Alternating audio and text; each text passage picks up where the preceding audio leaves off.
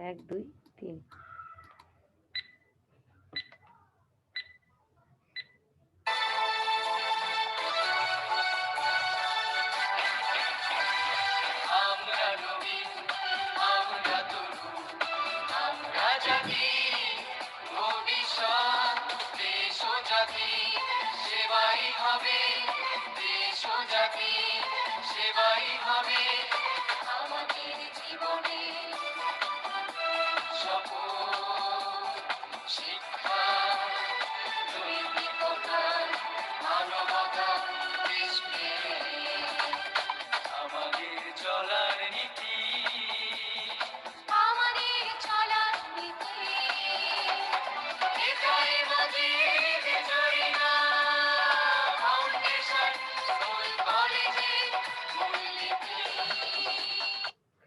Hello, my dear students. Assalamu alaikum. How are you? Hope all are well by the grace of Almighty. I am also well. I am Rehan Akhtar, lecturer in English Mojijona Foundation School and College. Dear students, I will discuss a passage from your textbook for the students of class 9 English first paper, Unit 1. Listen to the tale of homecoming. Dear students, this is the headline, the tale of homecoming. Please take your book and underline the word with your pen. প্রিয় শিক্ষার্থীরা, আমি কিছু word এখানে yellow colour করে রেখেছি, এগুলি একটা glance দেখে নাও এবং তোমার বইটিতে অবশ্যই ওয়ার্ডগুলি আন্ডারলাইন করে অর্থ লিখে রাখবে। চলো আমরা আজকের ক্লাসে চলে যাই।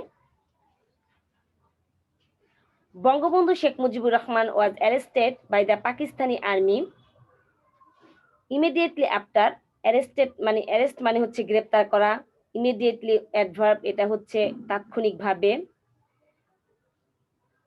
তারপর আছে হচ্ছে ক্যাপটিভ বন্দি, ইমপ্রিজন্ড কারারুদ্ধ, ক্যাপিটাল পানিশমেন্ট মৃত্যুদণ্ড, গ্রেভ হচ্ছে কবর বা সমাধি যাকে বলে, ফিয়ারলেস হচ্ছে নির্ভীক ভয়হীন যাকে বলে। প্যাসেজে শুরু হচ্ছে Bangabandhu Sheikh Mujibur Rahman was arrested by the Pakistani army, Pakistani army দ্বারা বঙ্গবন্ধু শেখ মুজিবুর রহমানকে গ্রেপ্তার করা হয়েছিল। এখানে কিন্তু প্যাসিভ ভয়েস দেয়া আছে, পাস্ট ইনডিফিনিট টেন্সে passive. Immediately after his declaration of independence at the first hour of the 26 March 1971, 1971 সালের 26 মার্চ প্রথম প্রহরে, অর্থাৎ at the first hour of the 26 March প্রথম প্রহরে স্বাধীনতার ঘোষণা প্রদানের ঠিক পরপরেই পাকিস্তানি আর্মির দ্বারা তাকে গ্রেপ্তার করা হয়েছিল। হি ওয়াজ টেকেন, তাকে নেওয়া হয়েছিল টু পাকিস্তানে নেওয়া হয়েছিল অ্যাজ এ ক্যাপটিভ, একজন বন্দী হিসাবে, অ্যান্ড ইমপ্রিজন্ড এবং কারারুদ্ধ করা হয়েছিল দেয়ার সেখানে, ইন এ স্মল সেল একটি ছোট্ট সেলে, একটি ছোট্ট কুঠুরিতে, ছোট্ট একটি রুমে, for capital punishment until 7th জানুয়ারি 1972, অর্থাৎ সে 1971 সালের 26 মার্চের 1971 সাল থেকে শুরু করে তাকে সেখানে পাকিস্তানে নিয়ে যাওয়া হয়েছিল বন্দি করে, এবং সেখানে কারারুদ্ধ অবস্থায় মৃত্যুদণ্ডের জন্য ছোট্ট একটি কুঠুরিতে তাকে রাখা হয়েছিল 7 জানুয়ারি 1972 সাল পর্যন্ত। অর্থাৎ একটা লং টাইম কিন্তু সেখানে সে ছিলেন, তাকে কারারুদ্ধ করা হয়েছিল।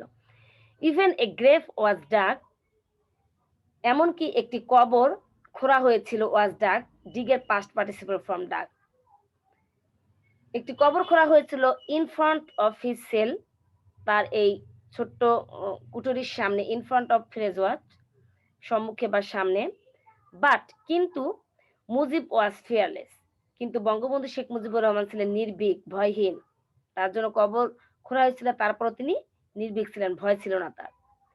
হি নিউ, তিনি জানতেন, nothing to stop the বাঙালিজ to gain independence, তিনি জানতেন বাঙালিদের স্বাধীনতা অর্জনে কেউ কোনো কিছুই থামাতে পারবে না। ইনফ্যাক্ট প্রকৃতপক্ষে his name and his independence, তার নাম এবং তার স্বাধীনতা, বিকেম সিনোনিমাস। তার নাম এবং তার এই যে স্বাধীনতাটা, এই স্বাধীনতাটা একত্র হয়েছিল, অর্থাৎ সমার্থক শব্দে পরিণত হয়েছিল।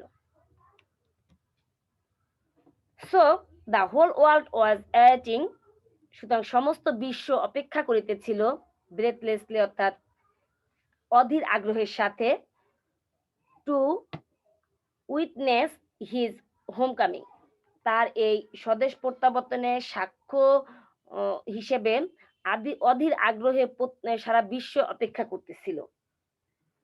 তার মানে দাঁড়ালো প্রত্যাবর্তনের সাক্ষী হতে অধীর অপেক্ষায় ছিল সারা বিশ্বব্যাপী মানুষ। অ্যান্ড এবং he had a great homecoming indeed, narrated by eminent columnist and writer Sৈয়দ Badrul Ahsan.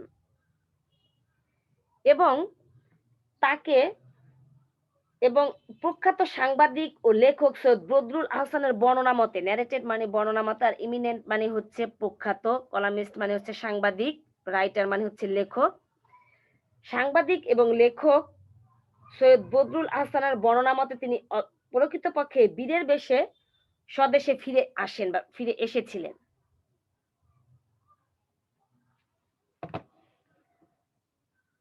In the evening of 7th January 1972, 1972 সালের 7ই জানুয়ারির সন্ধ্যায় Bangabandhu left Chaklala airport in Rawalpindi.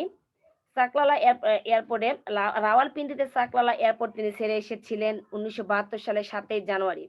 Form হয় যেখান থেকে he would fly to London, যেখান থেকে তিনি লন্ডনের উদ্দেশ্যে যাত্রা করতে পারতেন, বা অর্থাৎ সেখান থেকে তিনি লন্ডনের উদ্দেশ্যে যাত্রা করেন। 9 months earlier, he was brought to Pakistan as a prisoner with little hope to return. অর্থাৎ 9 মাস পূর্বে he was brought, তাকে আনয়ন করা হয়েছিল, 9 মাস পূর্বে তাকে টু পাকিস্তান, তাকে পাকিস্তানে আনয়ন করা হয়েছিল এজ এ প্রিজনার, একজন বন্দী হিসাবে, with little hope to return, অর্থাৎ খুবই ক্ষীণ, খুবই আশা, অল্প আশা নিয়ে, অর্থাৎ আশা নেই এরকম, তাকে পাকিস্তানে ক্ষীণ, তার ফিরে যাওয়ার আশা ছিল খুবই ক্ষীণ, এরকম ক্ষীণ আশা নিয়ে তাকে পাকিস্তানে আনয়ন করা হয়েছিল। অ্যান্ড নাও, এবং এখন, he was free to go home, এখন তিনি দেশে আসার জন্য মুক্ত ছিলেন, অর্থাৎ মুক্ত হয়েছিলেন। Pakistan as soon as the PIA aircraft took off was finally behind him. Pakistan as soon as the PIA aircraft, অর্থাৎ PIA এর বিমানটি উড্ডয়নের সাথে সাথেই পাকিস্তান তার পেছনে পড়ে রইল, পরিশেষে পাকিস্তান তার পেছনে পড়ে রয়েছিল। Early in the morning on 8th January 1972, 1972 সালের 8ই জানুয়ারি ভোরে বঙ্গবন্ধু অ্যারাইভড অ্যাট, বঙ্গবন্ধু পৌঁছেছিলেন হিথ্রো এয়ারপোর্ট, হিথ্রো এয়ারপোর্টে তিনি পৌঁছলেন। News of Bangabandhu's arrival in London spread quickly, spread মানে ছড়িয়ে পড়া। বঙ্গবন্ধুর এই অ্যারাইভেল, এই কি বলে, অ্যারাইভেল মানে হচ্ছে পৌঁছানো, বঙ্গবন্ধুর এই পৌঁছানো, লন্ডনে পৌঁছানোর যে নিউজটি, সংবাদটি, এটা খুব দ্রুততার সাথে ছড়িয়ে পড়লো। Journalist, the general public, British officials and politicians, অর্থাৎ সাংবাদিকরা, জেনারেল পাবলিক আমজনতা, ব্রিটিশ অফিসিয়ালস ব্রিটিশ কর্মকর্তারা, অ্যান্ড পলিটিশিয়ানস রাজনৈতিকবিদরা, এবং বাঙালি রেসিডেন্টস এবং বাঙালি যে অভিবাসীরা, in the city met their way to the hotel, to hotel ক্যালিরিজে ভিড় জমাতে শুরু করলো হচ্ছে আমজনতা, সাংবাদিক, ব্রিটিশ কর্মকর্তা, রাজনীতিবিদ এবং বাঙালি অভিবাসীরা। News bulletins on the BBC and other media organizations made note of the Bangabandhu's arrival in their headlines. এই নিউজ বুলেটিন গুলো তার এই যে পৌঁছানো যে সংবাদটি অ্যারাইভেলের যে একটা নিউজ, এই বিবিসি অন্যান্য বার্তা সংস্থা তাদের খবরের শিরোনামে বঙ্গবন্ধুর আগমনের খবর ফলাও করে প্রচার করে। হেডলাইন্স মানে হচ্ছে শিরোনাম। Early afternoon, the father of the nation had met the British Prime Minister Edward Heath and leader of the opposition Harold Wilson. অর্থাৎ দুপুরের ঠিক পরেই আর্লি আফটারনুন, দুপুরের ঠিক পরে the father of the nation, জাতির জনক, সাক্ষাৎ করেছিলেন ব্রিটিশ প্রাইম মিনিস্টারের সাথে সাক্ষাৎ করলেন। তিনি ছিলেন হচ্ছে Edward Heath and leader of the opposition Harald Wilson. এই দুজন ব্যক্তির সাথে তিনি সাক্ষাৎ করলেন। দেন তারপরে কি করলেন? দেন এরপর হি কল্ড ঢাকা, তিনি ঢাকায় ফোন করলেন। And for the first time, এবং প্রথমবারের জন্য সিন্স হিজ অ্যারেস্ট, তার যে গ্রেপ্তারের সময় থেকে প্রথমবারের জন্য by the Pakistan army in March মাসে পাকিস্তান আর্মি কর্তৃক বা পাকিস্তান আর্মি দ্বারা প্রথম গ্রেপ্তার হওয়ার পর থেকে পরে স্পোক টু হিজ ফ্যামিলি, সে তার পরিবারের সাথে কথা বলেছিলেন। A long conversation then followed with Prime Minister Tajuddin Ahmed. দীর্ঘ আলাপচারিতা শুরু করেছিলেন প্রাইম মিনিস্টার তাজউদ্দিন আহমেদের সাথে, তারপর একটি দীর্ঘ আলোচনা করলেন। The conversations with his family and with Tajuddin were emotional affairs. এই তাজউদ্দিন আহমেদের সাথে প্রধান যে মিনিস্টার ছিলেন, অর্থাৎ প্রধানমন্ত্রী যাকে বলে প্রাইম মিনিস্টার, এই প্রাইম মিনিস্টার এবং তার পরিবারের সাথে যখন তিনি কথা বললেন, তখন এই কথাগুলো ছিল হচ্ছে ইমোশনাল অ্যাফেয়ার্স, অর্থাৎ এটা বেশ আবেগ ঘন ছিল। দীর্ঘ আলাপচারিতা যখন তিনি করলেন, তখন এই আবেগময় একটা আলাপচারিতা ছিল তখন তাজউদ্দিন আহমেদের সাথে এবং তার পরিবারের সাথে। বাট কিন্তু হি নাও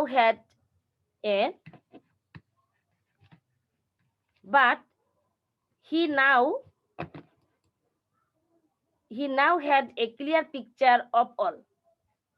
তারপর তিনি স্পষ্ট বুঝতে পেরেছিলেন, একটা পরিষ্কার ধারণা পেলেন, of all that had happened in his absence in Bangladesh. বাংলাদেশে তার অনুপস্থিতিতে কি ঘটনা ঘটেছিল এটা তিনি পরিষ্কার ধারণা পেলেন। তার পরিবারের সাথে কথা বললেন, প্রাইম মিনিস্টারের সাথে কথা বলার পরও তিনি বুঝতে পারলেন।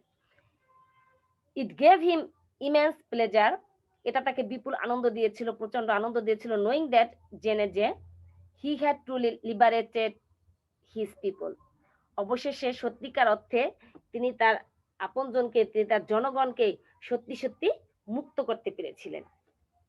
ডিয়ার স্টুডেন্টস, এই ছিল আমাদের একটি সুন্দর একটি প্যাসেজ এবং একটি গুরুত্বপূর্ণ প্যাসেজ ছিল এবং অনেক ইনফরমেশন এখানে ছিল আমাদের। এখান থেকে আমরা মাল্টিপল চয়েস কোশ্চেন পেতে পারি, আনসারিং কোশ্চেন পেতে পারি। এটা অবশ্যই তোমরা ভালোভাবে পড়বে এবং বাসায় একটি হোমওয়ার্ক করবে। হোমওয়ার্কটি হচ্ছে একটি paragraph, tree plantation. It's a memorizing matter. Of course, you will memorize the paragraph. Dear students, thank you so much.